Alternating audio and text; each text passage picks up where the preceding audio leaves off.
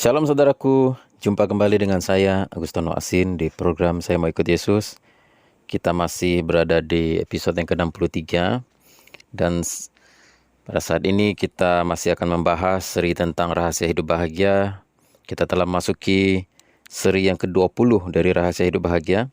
Di kesempatan ini saya ingin membagikan satu kebenaran tentang rahasia hidup bahagia, yaitu menangani kekhawatiran. Menangani kekhawatiran. Nats Alkitab yang ingin saya angkat di kesempatan ini terambil dari Matius pasal 6 ayat 25 sampai 34. Demikian bunyi firman Tuhan. Karena itu aku berkata kepadamu, janganlah khawatir akan hidupmu, akan apa yang hendak kamu makan atau minum. Dan janganlah khawatir pula akan tubuhmu, akan apa yang hendak kamu pakai. Bukankah hidup itu lebih penting daripada makanan dan tubuh itu lebih penting daripada pakaian? Pandanglah burung-burung di langit yang tidak menabur dan tidak menuai dan tidak mengumpulkan bekal dalam lumbung. Namun diberi makan oleh Bapamu yang di sorga. Bukankah kamu jauh melebihi burung-burung itu? Siapakah di antara kamu yang karena kekhawatirannya dapat menambahkan sehasta saja pada jalan hidupnya? Dan mengapa kamu khawatir akan pakaian? Perhatikanlah bunga bakung di ladang yang tumbuh tanpa bekerja dan tanpa memintal. Namun aku berkata kepadamu, Salomo dalam segala kemegahannya pun tidak berpakaian seindah salah satu dari bunga itu. Jadi jika demikian Allah mendandani rumput di ladang yang hari ini ada dan besok dibuang ke dalam api, tidakkah Ia akan terlebih lagi mendandani kamu, hai orang yang kurang percaya? Sebab itu janganlah kamu khawatir dan berkata, apakah yang akan kami makan, apakah yang akan kami minum, apakah yang akan kami pakai. Semua itu dicari bangsa-bangsa yang tidak mengenal Allah. Akan tetapi Bapamu yang di sorga tahu bahwa kamu memerlukan semuanya itu. Tetapi carilah dahulu kerajaan Allah dan kebenarannya, maka semuanya itu akan ditambahkan kepadamu. Sebab itu janganlah kamu khawatir akan hari besok, karena hari besok mempunyai kesusahannya sendiri. Kesusahan sehari cukuplah untuk sehari. Ajaran Tuhan Yesus ini masih merupakan bagian dari ajaran khotbah di bukit. Kita tahu bahwa khotbah di bukit sebagian besar topik ajarannya adalah tentang kebahagiaan. Berbahagialah orang yang suci hatinya, berbahagialah orang yang miskin di hadapan Allah, berbahagialah orang yang haus akan kebenaran, berbahagialah orang yang membawa damai dan sebagainya.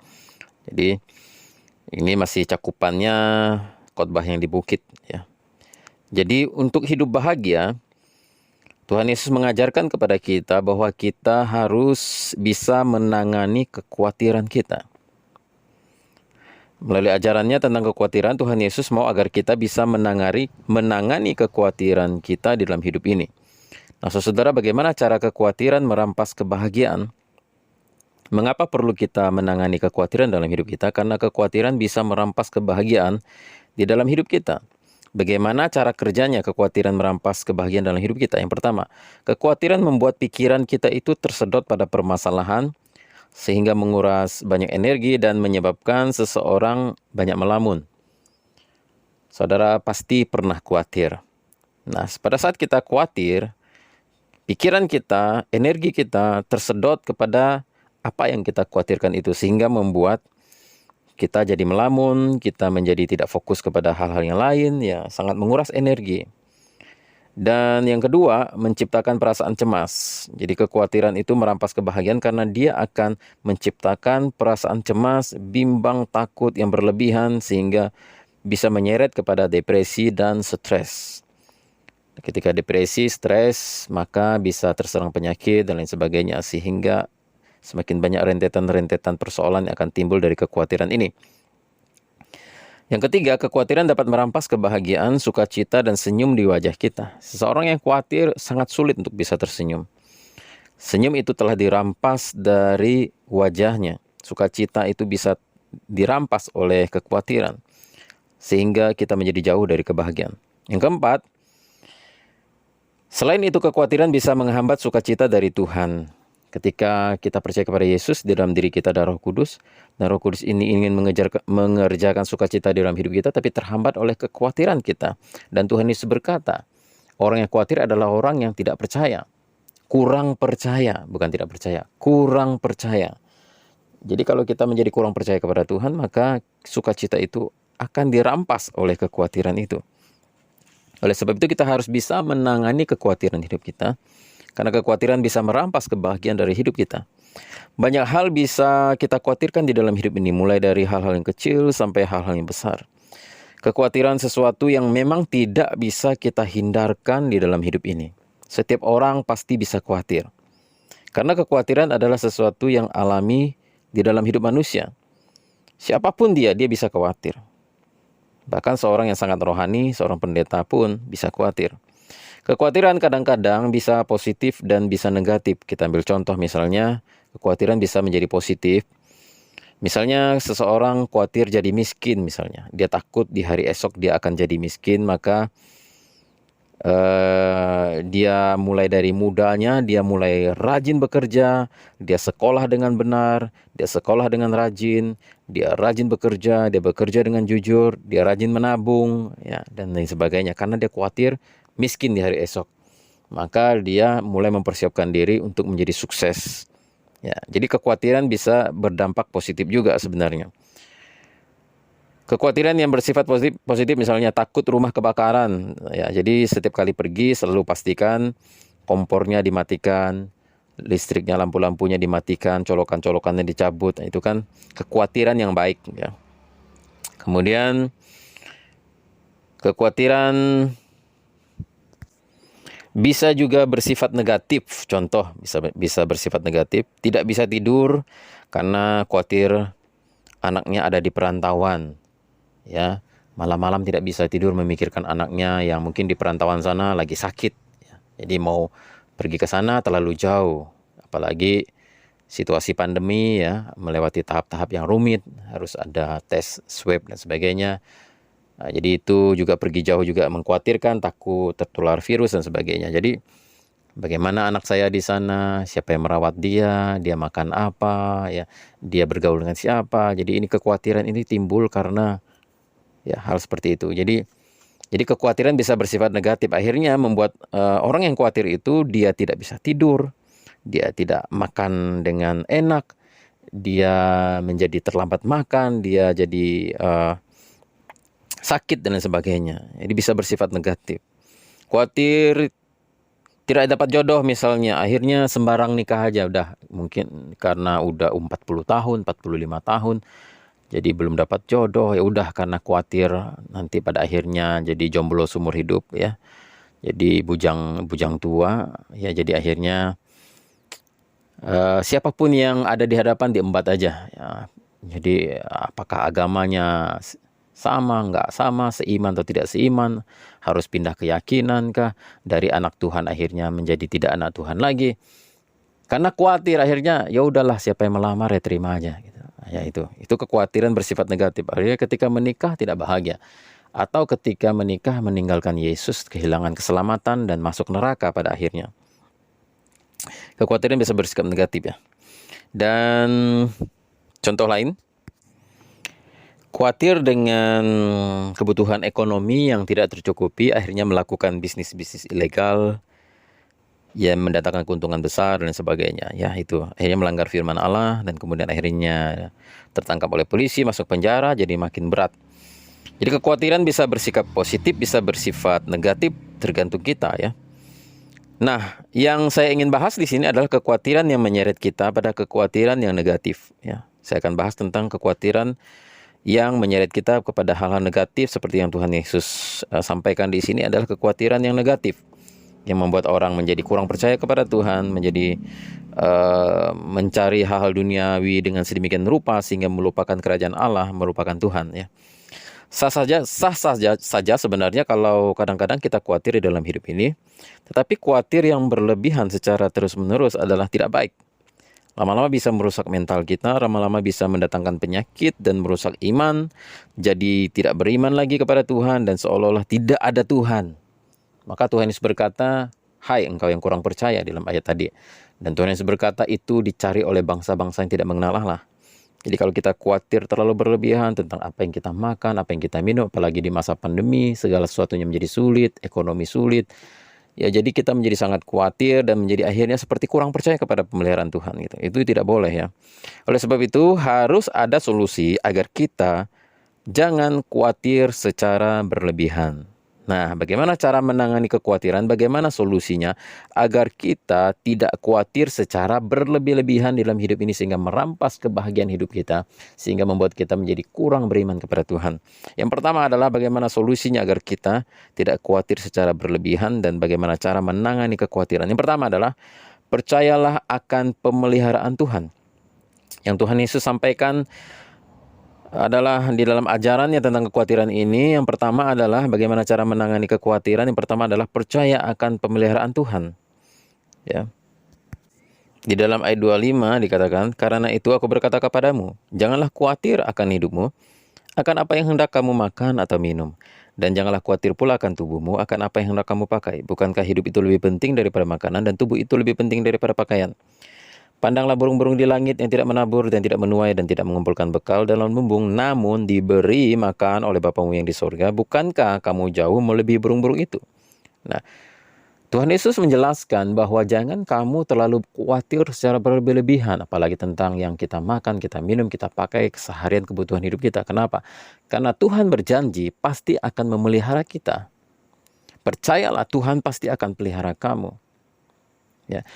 Dan Tuhan Yesus membuat sebuah perbandingan, yaitu burung di udara, bunga di bakung yang Tuhan pelihara, yang Tuhan hiasi, dibandingkan dengan kamu. Kamu adalah anaknya. Kamu adalah anaknya yang sangat berharga, yang paling dia cintai. Tidak mungkin dia telantarkan kamu sehingga kamu mati kelaparan. Burung di udara yang tidak ada harganya saja, seperti burung pipit itu hampir tidak ada harganya. Ketika ditabrak oleh mobil, ketika diterkam oleh binatang buas, ketika dia jatuh di tepi jalan karena dia patah sayapnya atau sakit, orang tidak peduli, ya. Dan tidak ada harganya jika dijual. Jadi apalagi kita, anak-anak Tuhan ini sangat berharga. Nah, saya punya anak satu. Anak saya bagi saya adalah harta yang paling berharga dalam hidup saya. Ya. Apalagi Tuhan juga menganggap saudara jauh melebihi burung-burung di udara. Saudara pasti akan dipelihara oleh Tuhan. Percayalah, Tuhan akan pelihara kamu. Entah bagaimana caranya, Tuhan pasti punya cara untuk memelihara kamu. Solusi supaya kamu jangan khawatir berlebihan di dalam hidup ini yang merampas kebahagiaanmu adalah percayalah akan pemeliharaan Tuhan yang sangat sempurna di dalam hidupmu. Kamu jauh melebihi burung-burung di udara. Kamu jauh lebih berharga daripada burung-burung di udara dan bunga bakung. Mau krisis seperti apapun, Tuhan janji akan pelihara kita, maka pasti akan melakukannya. Seperti saat ini, pandemi virus corona, semua orang banyak yang mengeluh. Banyak sektor-sektor yang terpukul, ya, terutama sektor ekonomi, di mana banyak bisnis-bisnis yang dulunya lancar, sekarang sudah harus tutup, bangkrut, tidak berjalan dengan semestinya. Orang harus banting setir, putar otak, harus mencari cara yang lain untuk mencari nafkah. Dan banyak orang yang bangkrut, jatuh miskin, dan sebagainya. Dan percayalah saudara, seburuk apapun situasinya, Tuhan pasti akan pelihara kamu. Pada zaman dulu, ketika zaman raja-raja, di zaman Nabi Elia, ya, pernah terjadi krisis juga yang lebih parah daripada yang sekarang. Ya, di mana terjadi kekeringan, 3,5 tahun tidak turun hujan karena Tuhan menghukum bangsa Israel karena ketidaktaatan mereka, karena perbuatan dosa mereka yang menyembah berhala dan tidak setia kepada Tuhan. Bayangkan 3,5 tahun tidak hujan, semua tanah menjadi kering, yang ditanam tidak ada yang bisa tumbuh, krisis pangan, ya. Dan bagaimana cara Tuhan pelihara Nabi Elia? Nah, Tuhan pelihara Nabi Elia melalui burung gagak yang memberi makan dia pagi, petang. Dia bisa minum dari sungai Kerit, dan kemudian setelah semua stok makanan dan air minum di sungai Kerit sudah habis, Tuhan membawa Nabi Elia untuk bertemu seorang janda di Sarfat, dan lewat janda di Sarfat itu Tuhan pelihara Nabi Elia melalui segenggam tepung dan sedikit minyak di dalam buli-buli yang tidak habis dimakan berapa lama waktunya sampai krisis itu berakhir. Saudara, itu adalah keajaiban. Dan Tuhan punya 1.001 macam cara, bahkan berjuta-juta cara untuk pelihara kamu. Burung gagak yang rakus itu, burung gagak yang tidak bisa diperintah, burung gagak yang tidak mengerti bahasa manusia, burung gagak itu adalah ya, burung yang liar, bisa dipakai oleh Tuhan untuk kasih makan Nabi Elia. Nah, Dan janda yang di Sarfat itu adalah orang miskin yang mungkin yang adalah yang termiskin di daerah itu, yang hanya punya segenggam tepung dan minyak dalam buli-buli. Itu yang dipakai Tuhan untuk memelihara Nabi Elia. Jadi Tuhan punya banyak cara untuk pelihara kamu. Ya, jangan kamu khawatir. Percayalah akan pemeliharaan Tuhan. Percayalah akan pemeliharaan Tuhan. Lebih jauh lagi Tuhan Yesus berkata, orang yang khawatir adalah orang yang kurang percaya dan orang yang tidak mengenal Allah.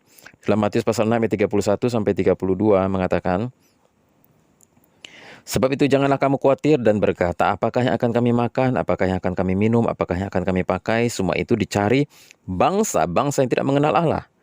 Akan tetapi Bapamu yang di sorga tahu bahwa kamu memerlukan semuanya itu.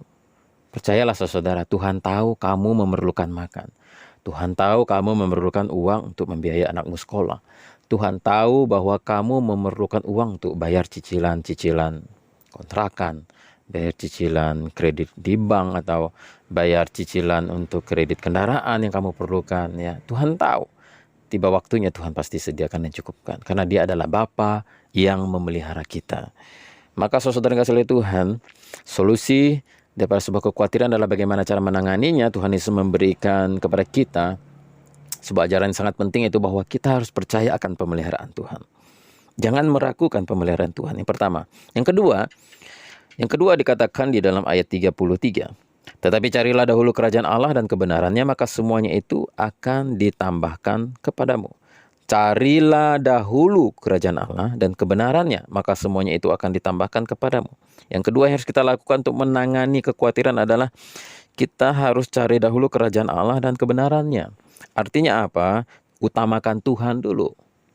Di dalam hidup ini yang terpenting adalah ya, utamakan Tuhan dalam hidup ini. Bagaimana utamakan Tuhan?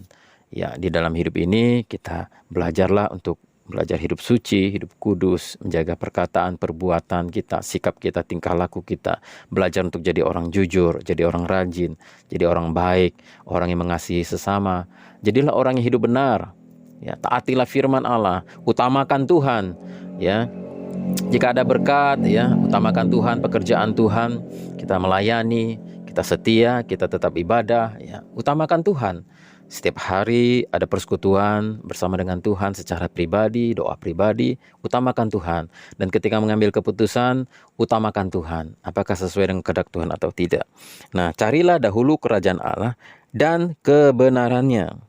Ya, contoh misalnya, dulu saudara, saya pernah ya harus beralih usaha. Kami dulu buka kios minyak, ya, saya jual minyak bensin, solar dan sebagainya. Saya pernah ya sambil pelayanan juga, tapi di hari-hari biasa saya usaha itu.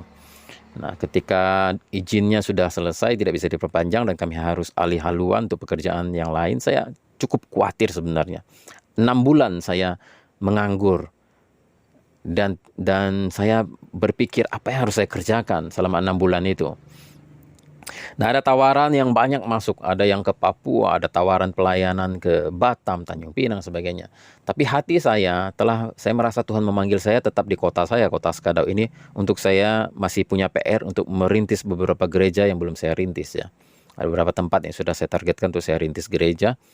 Dan jika saya pergi dari kota ini, maka itu tidak akan terjadi lagi. Ya, saya ingin mengutamakan Tuhan, tapi kebutuhan ekonomi saya mendesak. Ya, saya harus menghidupi anak istri saya dan kami belum punya rumah pada waktu itu. Nah, ada tawaran yang sangat menarik. Ada seorang bos kami yang dulu pernah menjadi bos kami, ya, SPBU. Dia tawarkan, Pak, katanya, ini saya punya rumah, ruko percis di tengah-tengah pasar, sangat ramai sekali. Ya, orang lewat itu ribuan bolak-balik dari itu. Pokoknya kalau buka usaha apapun itu pasti bisa ramai. Tidak perlu sewa katanya, pakai saja. Nanti saya pasok barang, saya akan pasok ikan-ikan laut, ikan-ikan air laut, tawar ya. Pokoknya nggak perlu modal katanya, saya modalin, nanti kalau udah terjual baru store sama saya. Ambil aja untung berapa katanya. Wah, itu tawaran yang sangat menarik saudara. Tapi itu di kota lain yang sekitar 70 kilo dari kota saya. Jadi saya bingung kalau saya nanti buka usaha di sana, kapan saya mau rintis gereja, target-target yang ingin saya capai untuk memuliakan Tuhan itu bagaimana ya. Akhirnya saya berkata tidak. Nah, ini mengutamakan Tuhan itu seperti itu kira-kira. Karena saya tahu kehendak Tuhan adalah saya masih harus tetap di kota saya ini, di kota Skadau untuk merintis gereja. Nah, akhirnya saudara, saya putuskan untuk tetap bertahan dan akhirnya muncullah ide saya untuk membuka usaha yang sekarang yang saya jalani sekarang adalah toko sembako. Nah, saya mendengar dari seorang jemaat ada tanahnya yang kosong di sebuah gang, ya gang itu gang bukan gang mati tapi gang hidup di mana lintasan dari satu kampung ke jalan besar. Jadi saya melihat tempat itu sangat menarik dan saya mendapatkan ide hikmat dari Tuhan untuk buka usaha di situ. Akhirnya saya tanya salah seorang jemaat kami, boleh nggak saya sewa tanahnya per tahun? Ya, dia bilang boleh. Akhirnya saya mulai buka dan dengan cara Tuhan yang ajaib ya, modal saya pas-pasan. Tapi Tuhan cukupkan sehingga akhirnya usaha itu berjalan sampai hari ini dan tanahnya justru sudah saya beli. Dan saya juga sudah bangun rumah ya dalam bentuk seperti ruko gitu. Itu saya tidak pernah terpikirkan sebenarnya. Tapi saya karena mengutamakan Tuhan, cari dahulu kerajaan Allah dan kebenarannya, saya tujuannya adalah mengutamakan Tuhan dulu. Kehendak Tuhan lah yang jadi. Akhirnya Tuhan sediakan yang terbaik. Bayangkan kalau misal saya pergi ke daerah yang ditunjuk oleh bos itu tadi. Ya bisa jadilah, paslah cukup untuk makan, minum hari-hari, kebutuhan tercukupi. Tapi saya mungkin tidak bisa beli tempatnya. Saya mungkin tidak bisa dapat yang seperti sekarang ini. Tempat yang sangat strategis dan saya bisa bangun rumah. Saya bisa punya 3 pintu sekarang rumah saya ini dan tempat usaha saya ada 3 pintu ya. Nah saya mungkin tidak dapat seperti yang sekarang ini. Kalau saya tidak mengutamakan Tuhan. Ada banyak anak Tuhan karena kekhawatiran mereka ya melakukan dosa, mereka menghalalkan segala cara untuk mencari nafkah, mereka mencuri, mereka korupsi, mereka tidak jujur dengan alasan karena kebutuhan, dan mereka tidak tanya Tuhan dulu. Kalau saya mau bekerja ini itu, bagaimana Tuhan setuju tidak, Tuhan boleh enggak gitu. Tanya Tuhan. Itulah gunanya kita dekat dengan Tuhan. Kalau kita dekat dengan Tuhan, Tuhan pasti akan beritahu kita dan kita tahu persis ini kehendak Tuhan atau bukan. Ya, jadi maka cari dahulu kerajaan Allah dan kebenarannya. Artinya utamakan Tuhan, segala keputusan hidup kita utamakan Tuhan. Ya, saya bisa buka toko di hari Minggu. Misalnya hari Minggu saya bisa buka toko dan dari pagi saya tidak pergi pelayanan. Misalnya hasil omset saya mungkin bisa saya dapat omset yang lebih banyak di hari Minggu, tapi saya tutup dan saya utamakan pelayanan dulu. Nah, saudara yang kasih lihat Tuhan, itulah mengutamakan Tuhan. Dan yang berikutnya adalah carilah dahulu kerajaan Allah dan kebenarannya adalah selaraskan hidupmu dengan firman Allah, dengan kebenaran firman. Artinya carilah dahulu kerajaan Allah dan kebenarannya. Nah, selaraskan hidupmu dengan kebenaran firman Allah. Usahakan hidupmu kudus, berkenan pada Tuhan. Ya, jadi kalau hidupmu sudah benar, hidupmu sudah kudus di hadapan Tuhan, kamu taat kepada firman Allah, ya. Seperti jangan ada padamu Allah lain di hadapanku, jangan menyembah patung, jangan menyebut nama Tuhan sembarangan, kuduskan hari Sabat, hormati ayah dan ibumu, jangan membunuh, mencuri, berzina, jangan mengucapkan saksi dusta, jangan menginis samamu dan sebagainya. Itu kalau ditaati, saudara yang kasih Tuhan, hidupmu sudah benar, saya percaya pintu berkat pasti akan terbuka. Ya. Saudara tidak perlu mohon-mohon bagaimanapun kepada Tuhan. Tuhan langsung otomatis bukakan pintu-pintu berkat buat saudara. Nah, yang terpenting adalah hidup benar. Ketika saudara hidup benar, hidup saudara dilihat oleh orang-orang, terutama orang-orang dunia lihat. Ya, orang-orang dunia itu bisa menilai. Kalau hidupmu benar, kamu bisa dipercaya, maka mudah sekali kamu dapat pekerjaan. Saya berani bertaruh. Tapi kalau kamu ngutang sana, ngutang sini, nggak mau bayar, ya tipu sana, tipu sini, ya, suka main judi, suka larikan duit orang, ya anggap hal itu sepele, walaupun hanya 100.000, 200.000, lalu ngutang nggak mau bayar, itu dianggap sepele. Wah, itu bisa merusak nama baikmu dan kamu nggak akan dipercaya. Apalagi di kota kecil, waduh, yang areanya sangat kecil, semua orang bisa tahu. Dan kamu akan sulit cari pekerjaan. Hidupmu benar dulu, cari dahulu kerajaan Allah dan kebenarannya. Jadi hidupmu benarkan dulu, ya benahi hidupmu. Udah benar, ya maka kamu pasti akan mudah cari pekerjaan. Kamu pasti akan mudah buka usaha. Walaupun tidak ada modal, orang bisa percayakan. Ya, yang terpenting sekarang yang termahal adalah cari orang yang bisa dipercaya itu sebenarnya. Ya, orang pintar banyak ya, tapi orang jujur, orang baik, orang yang bisa dipercaya itu langka sekali. Dari sekian juta orang mungkin hanya satu yang seperti itu. Nah, kalau ketemu yang seperti itu, orang yang punya usaha besar, dia nggak akan lepaskan orang itu. Ya. Nah, saudara benahi dulu hidupmu. Kalau hidupmu benar, maka kamu nggak usah khawatir dalam hidup ini, berkat Tuhan akan terbuka. Saudara percaya nggak ya? Kami di sini ya, yaitu di kawasan yang cukup elit di kota saya. Saya beruntung sekali punya rumah di sekitar komplek yang sangat elit. Banyak pegawai negeri, suami istri mereka pegawai negeri, ya, polisi dan sebagainya, pengusaha. Dan mereka kalau mau pergi jauh, mereka titipkan kunci pintu rumahnya ke saya. Tetangga-tetangga saya sini kalau mereka mau pergi jauh atau pergi sebentar, mereka titipkan kunci rumahnya kepada saya. Bayangkan. Jadi saya kalau mau, saya punya akses, sudah punya kuncinya, saya bisa ambil ini, ambil itu. Orangnya kan tidak tahu. Ya. Tapi mereka percaya sama saya. Kenapa? Karena kita menyelaraskan hidup kita dengan kebenaran firman Allah. Mereka tahu kita orang baik, orang jujur. Bukan saya sombong ya. Tapi mereka bisa menitipkan kunci pintu rumahnya kepada saya. Nah, jadi saudara, ketika orang percaya kepada kita mudah sekali ya, kita jualan juga orang percaya sama kita bahwa kita tidak sembarangan letak harga. Ya, ini harganya standar ya. Jadi kejujuran itu ya, kepercayaan itu, itulah yang mendatangkan rezeki dalam hidup kita. Nah, itulah makanya Tuhan Yesus bilang, carilah dahulu kerajaan Allah dan kebenarannya. Semuanya pasti akan ditambahkan kepadamu, maka kamu jangan khawatir. Itulah solusi hidup, jangan khawatir. Cara menangani kekhawatiran yang pertama, percaya penuh akan pemeliharaan Tuhan. Bagaimanapun krisisnya, Tuhan punya cara untuk pelihara kita. Karena kamu sangat berharga. Karena Tuhan tidak akan pernah melupakan kamu. Dan Tuhan punya banyak cara untuk pelihara kamu. Yang kedua adalah, yang penting kamu benahi hidupmu dulu ya. Cari dahulu kerajaan Allah dan kebenarannya. Semuanya akan ditambahkan kepadamu. Yang ketiga, jangan membebani diri dengan kesusahan hari esok yang belum terjadi. Di dalam ayat yang ke-34 dikatakan, sebab itu janganlah kamu khawatir akan hari besok, karena hari besok mempunyai kesusahannya sendiri. Kesusahan sehari cukuplah untuk sehari. Janganlah membebani diri dengan kesusahan hari esok yang belum terjadi. Tuhan Yesus berkata, jangan kamu khawatir. Hari besok itu ada kesusahannya sendiri. Hari ini ada kesusahannya sendiri. Hari besok kesusahannya jangan kamu pikirkan dulu. Jangan menjadi beban untuk hari ini. Biarlah kesusahan hari ini cukup untuk hari ini saja. Ya. Kita ini selalu mengkhawatirkan sesuatu yang belum terjadi, saudara. Ya, itu kan kebanyakan kekhawatiran kita itu kan kebanyakan tidak terjadi. Saya rasa kekhawatiran kita yang terjadi mungkin hanya di bawah 10% ya. Kebanyakan itu yang tidak terjadi yang kita khawatirkan. Ya. Untuk hari esok kita khawatir begini, kita khawatir begini, kita bukan khawatir begitu. Bagaimana dengan pandemi seperti ini, khawatirlah kita, tidak bisa tidurlah kita, menjadi sakitlah kita, padahal belum terjadi apa-apa. Kita sudah khawatir. Ya, contoh misalnya, saya sebenarnya paling khawatir kalau papa dan mama saya itu sakit. Mereka sudah tua, bapak saya udah 70, mama saya udah 65 sekarang. Dan mereka pelayanan di daerah yang sangat terpencil, jauh dari rumah sakit, jauh dari kami, 100 km lebih dari rumah saya. Jadi sulit sekali bagi kami untuk ke sana ya, karena jauh sekali ya. Bisa setengah hari lah kau pakai kendaraan motor untuk ke sana. Jalannya juga jelek ya. Dan akses ke rumah sakit juga jauh, mereka kasihan. Tapi kami beriman, kami serahkan kepada Tuhan, karena mereka melayani Tuhan, ya Tuhan akan pelihara mereka.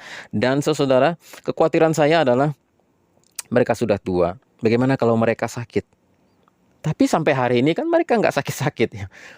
Iya, puji Tuhan mereka diberikan oleh Tuhan kasih karunia, di usia yang tua mereka sehat ya. Paling hanya pilek, demam sedikit ya, sakit kepala, kadang-kadang mah. Tapi minum obat-obat pasaran yang biasa juga udah sembuh ya.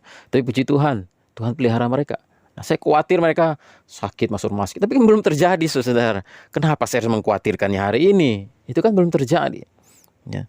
Nah, buktinya hari ini mereka baik-baik saja. Semuanya belum terjadi. Maka saya tidak boleh menjadikan beban yang belum terjadi seolah-olah sudah terjadi hari ini. Ya. Jadi beban yang belum terjadi, yang masih hari esok yang akan terjadi itu tidak boleh kita pikul hari ini, saudara. Kesusahan sehari ini cukuplah untuk sehari. Apa yang terjadi hari ini ya kita jalani apa yang jadi kesusahan hari ini. Tapi yang hari esok belum terjadi, jangan membebani kita. Ya. Jadi begitu saudara. Jadi itulah yang diajarkan Tuhan. Ini luar biasa saudara. Kalau saudara pahami ini, bahwa jangan menjadikan beban permasalahan hari esok yang belum terjadi menjadi beban hari ini. Kalau saudara terapkan itu, luar biasa. Saudara akan hidup bahagia. Saya percaya sekali. Saudara akan menjadi orang yang tidak khawatir. dan saudara akan serahkan penuh kepada Tuhan hari esok, kesusahannya hari esok. Tuhan akan mampukan kita menanggungnya jika itu sudah terjadi nanti. Ya, jadi saudara, kalau saudara ingin hidup bahagia, saudara harus cakap menangani kekhawatiran. Bagaimana cakap menangani kekhawatiran? Yang pertama adalah percayalah akan pemeliharaan Tuhan yang sempurna dalam hidupmu. Kamu sangat berharga, lebih berharga daripada burung di udara dan bunga bakung. Tuhan akan pelihara kamu. Yang kedua adalah cari dahulu kerajaan Allah dan kebenarannya, semuanya akan ditambahkan kepadamu. Benahi dulu hidupmu. Kalau hidupmu benar, pasti pintu-pintu berkat terbuka dan kamu tidak perlu khawatir dalam hidup ini. Dan yang ketiga adalah jangan menjadikan kesusahan hari esok menjadi beban hari ini. Itulah ajaran Tuhan Yesus yang sungguh luar biasa. Kalau saudara lakukan ini, maka hidupmu pasti akan bahagia. Amin.